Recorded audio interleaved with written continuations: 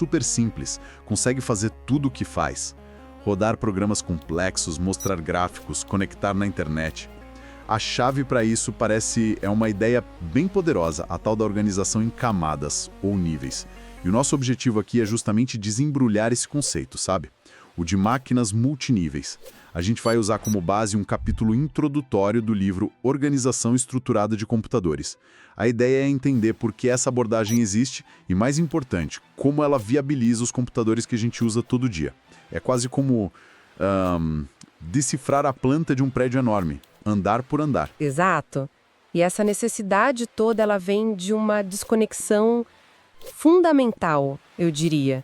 De um lado tem a gente, as pessoas, querendo fazer tarefas complexas, usar linguagens que sejam convenientes, né? Do outro lado tá o hardware puro, os circuitos, e eles só conseguem executar umas operações muito, muito básicas mesmo, aquilo que a gente chama de linguagem de máquina. Então, essa nossa análise hoje vai mostrar como essa estrutura em níveis cria tipo umas pontes bem inteligentes para conectar esses dois mundos que parecem tão distantes. Perfeito. Então vamos começar pela base mesmo, pela raiz do problema. Um computador digital, no fundo, ele executa sequências de instruções, programas, né? Só que o hardware, lá na base de tudo, só entende uma linguagem que é assim, super primitiva. Vamos chamar de L0, a tal linguagem de máquina. A gente está falando de ordens tipo, some o número daqui com o número dali, ou vê se esse valor aqui é 0. Imagina tentar escrever um app de celular ou um editor de texto direto em L0. Seria, nossa, um pesadelo, né? Um pesadelo total. Seria como, sei lá, tentar construir um prédio gigante só com tijolo e colher de pedreiro.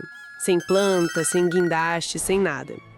E foi justamente essa dificuldade toda que impulsionou o desenvolvimento dessa ideia de camadas de abstração. Cada camada dá um conjunto de ferramentas um pouquinho mais sofisticado, digamos, e esconde os detalhes complicados da camada de baixo. É um jeito de gerenciar a complexidade, que é inerente aos computadores. O material chama isso de organização estruturada de computadores, e é uma ideia-chave na computação. Certo. Então, L0 é a base, a máquina entende, mas para nós, programadores, é quase impossível de usar diretamente. A solução? Criar linguagens mais amigáveis, né? Mais próximas do jeito que a gente pensa. Vamos chamar uma dessas de L1. Só que aí vem a pergunta, se o computador só entende L0, como ele roda um programa que foi escrito em L1? O texto que a gente analisou aponta duas técnicas principais para resolver isso: tradução e interpretação. Na tradução, a lógica é pegar o programa inteiro, escrito em L1, e converter ele todo, de uma vez só, para um programa que faz a mesma coisa, mas em L0. Esse processo acontece antes de rodar qualquer coisa. Aí, com esse programa novo em L0 pronto, a máquina pode executar ele direto. O original em L1 fica de fora da execução. Pensa num tradutor que pega um livro em inglês e transforma num livro em português inteirinho antes de você começar a ler. Já na interpretação, a coisa muda. Não tem essa tradução completa antes. Em vez disso, tem um programa especial, que também foi escrito em L0, chamado interpretador. Esse interpretador age como um leitor e executor ao mesmo tempo. Ele lê o programa L1, instrução por instrução. E para cada instrução L1 que ele lê, ele executa na hora uma sequência de instruções L0 que fazem o que aquela instrução L1 pedia. É mais como ter um intérprete do seu lado, traduzindo um discurso ao vivo, frase por frase. Se converteu, quem manda é o programa L0 que foi gerado. Na interpretação, não. Quem está sempre no comando é o interpretador. Ele meio que trata o programa L1 como se fossem dados que ele tem que processar, passo a passo. E é interessante notar que essa escolha, tradução ou interpretação, nem sempre é preto no branco, sabe? Muitos sistemas hoje usam a mistura das duas coisas. Por exemplo, Java. Primeiro você compila, que é uma tradução, para um formato intermediário, o bytecode. E depois esse bytecode é interpretado por uma máquina virtual Java, a JVM. É sempre uma troca entre tempo para começar a rodar, flexibilidade, velocidade de execução. O que essa ideia de traduzir ou interpretar me faz pensar. Se a gente consegue fazer isso, é quase como se existisse uma máquina meio que imaginária, né? Uma que entendesse L1 direto. mesmo que ela não exista de verdade no hardware. Exatamente. Essa é a sacada da máquina virtual. A gente pode fingir que existe uma máquina M1 e a linguagem nativa dela é L1. A gente escreve nossos programas para essa M1. E depois usa a tradução ou a interpretação para fazer esses programas rodarem na máquina real M0, que só entende L0. Essa M1 pode não existir fisicamente, ou talvez fosse cara demais ou lenta demais para construir de verdade. Mas ela serve como um nível de abstração super útil para o programador. E imagino que, bom, se L1 ainda não for boa o suficiente, a gente pode fazer de novo. Criar L2 com uma máquina virtual M2 que roda em cima da M1. Perfeito. É exatamente essa a lógica por trás da hierarquia de níveis. A gente pode empilhar essas máquinas virtuais.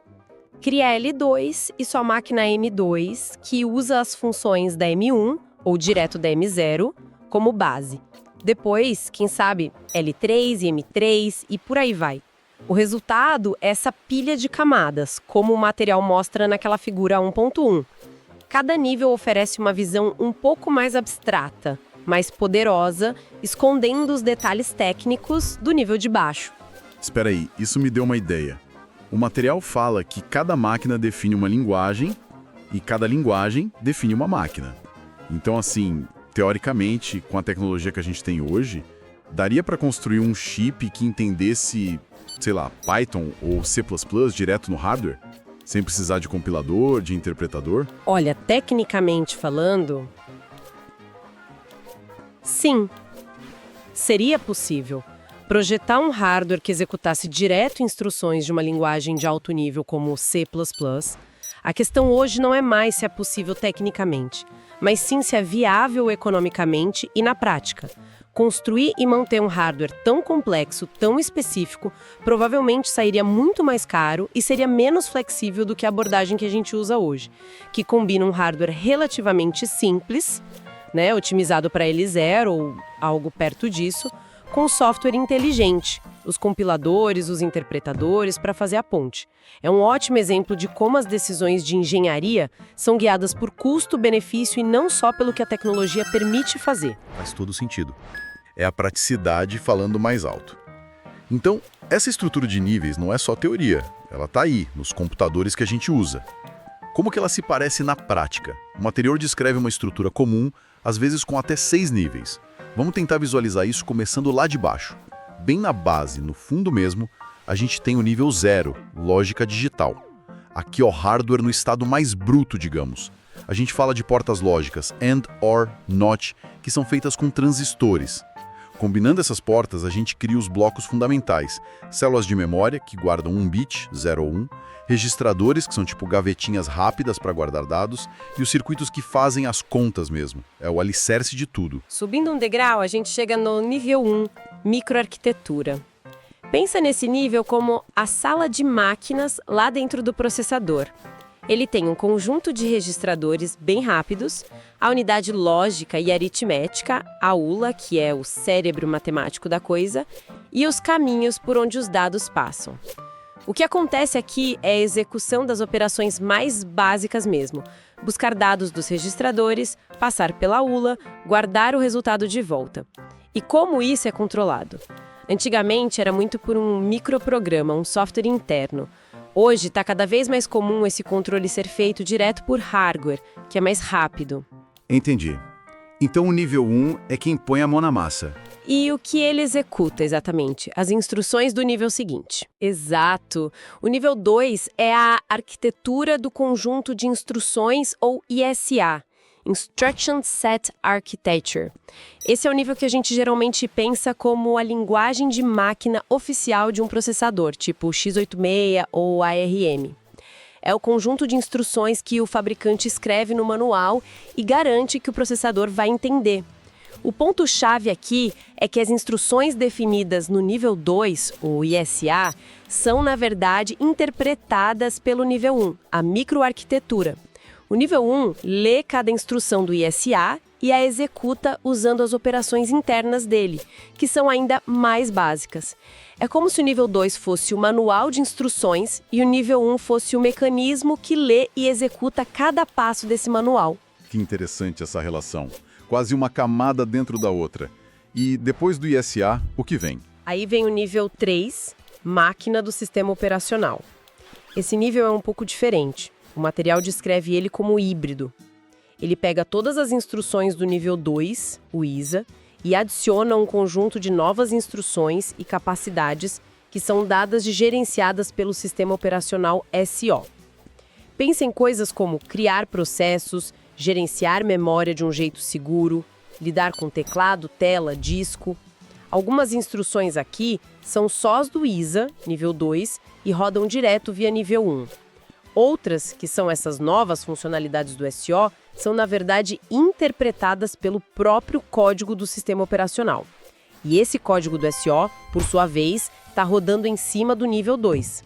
É uma camada que adiciona serviços essenciais para o uso moderno do computador. Parece que até aqui, né? Nível 0, 1, 2, 3, o foco é muito na máquina em si, na infraestrutura. Sim, e aqui acontece uma virada importante que o material ressalta bem.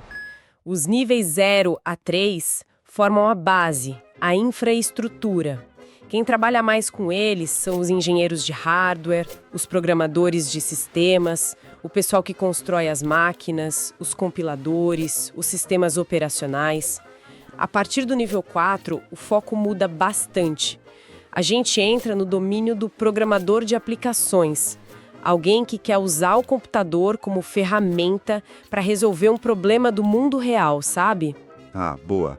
É tipo a diferença entre quem constrói a estrada e quem dirige o carro nela. Faz sentido. Exatamente. E junto com essa mudança de público, muda também a natureza das linguagens e as técnicas usadas. Abaixo do nível 3, as linguagens são mais numéricas, binárias, e a interpretação pelo nível 1 ou pelo SO no nível 3 é chave.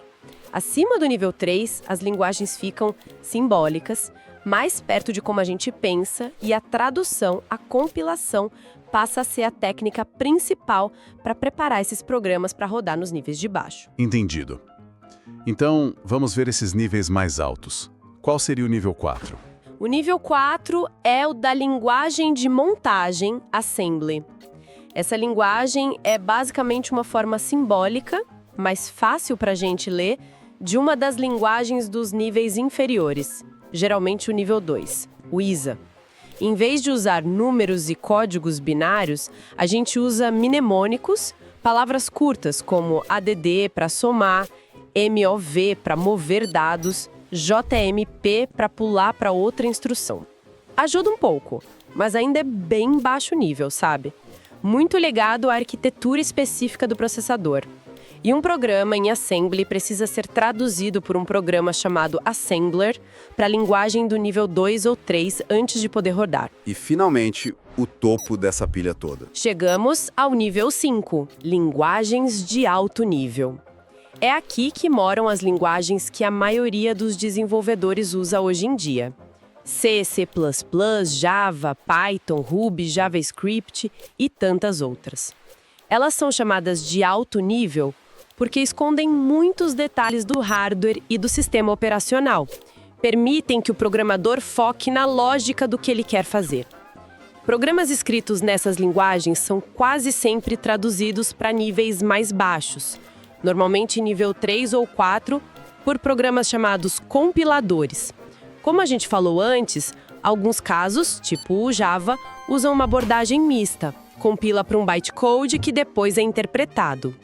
O material também coloca aqui ferramentas ainda mais especializadas, tipo sistemas para matemática simbólica, que podem ter seus próprios interpretadores.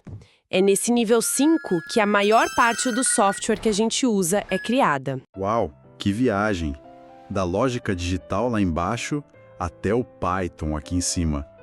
Então, se a gente fosse resumir a grande sacada por trás disso tudo, qual seria? A grande ideia, eu acho, é que projetar computadores como uma série de níveis, de camadas, é uma estratégia muito eficaz para conseguir lidar com a complexidade. Cada nível oferece uma abstração, uma interface bem definida e esconde os detalhes do que está embaixo. É o princípio do dividir para conquistar, aplicado na engenharia de computadores. Permite que especialistas trabalhem em níveis diferentes, sem precisar saber todos os detalhes dos outros níveis. Isso é muito poderoso. E cada nível tem a sua arquitetura, certo? O que isso significa exatamente nesse contexto? E que podem ser usadas por um programador naquele nível. Isso inclui, os tipos de dados que ele consegue manipular, são números inteiros, caracteres, as operações que ele pode fazer, somar, comparar, mover dados, e características gerais, quanta memória está disponível. O importante é que a arquitetura define o que o nível faz, não como ele faz. Por exemplo, a arquitetura pode dizer que tem memória, mas não diz se é feita com chip A ou B, isso já é um detalhe de implementação. O texto até comenta que, na prática, o pessoal acaba usando arquitetura de computadores e organização de computadores quase como sinônimos, embora, conceitualmente, tenha essa diferença. Uma coisa que me chamou bastante atenção no material é quando ele diz que essa estrutura em níveis deixou a fronteira entre hardware e software meio borrada, sabe? Como assim? Esse é um ponto fundamental e talvez uma das conclusões mais impactantes mesmo. Antigamente, a divisão era mais clara. Hardware era a parte física, o silício, software eram as instruções, o código. Mas com essa pilha de níveis, onde um nível é implementado usando o nível de baixo, seja por hardware direto, por microcódigo ou por software como um interpretador ou OS, a linha fica meio difusa. E isso leva a um princípio-chave que o material enfatiza. Hardware e software são logicamente equivalentes. Logicamente equivalentes. Você quer dizer que qualquer coisa que o software faz, o hardware poderia fazer e o contrário também? Em teoria, sim. Qualquer operação que hoje a gente faz com um programa, com um software, poderia ser implementada diretamente em circuitos eletrônicos dedicados, em hardware. Aquela citação que você mencionou, hardware é apenas software petrificado, captura bem essa ideia. E o inverso também vale. Qualquer instrução que um chip executa no hardware pode ser simulada passo a passo por um programa, por software. A decisão de implementar uma função em hardware, que geralmente é mais rápido, mas menos flexível e mais caro para desenvolver, ou em software, mais flexível, mais barato para desenvolver, mas talvez mais lento, não é sobre o que é possível, é sobre o que é prático e eficiente. Leva em conta custo, desempenho, tempo de desenvolvimento, flexibilidade para atualizar. Essa escolha molda demais a tecnologia que a gente usa. Que perspectiva interessante. Isso muda bastante o jeito de olhar para o computador, né? Bom, acho que conseguimos cobrir bastante coisa hoje. Recapitulando rapidinho. A gente começou com a necessidade de ligar a linguagem humana com a da máquina, o que levou à ideia das camadas de abstração, das máquinas virtuais. Vimos como tradução e interpretação funcionam para conectar essas camadas e depois mapeamos a estrutura típica de níveis dos computadores, desde as portas lógicas lá embaixo até as linguagens de alto nível. Exato. E entender essa estrutura em camadas não é só uma curiosidade técnica, né? Ajuda a gente a compreender por que os computadores são feitos assim, as escolhas de engenharia por trás, como as diferentes partes do sistema trabalham juntas.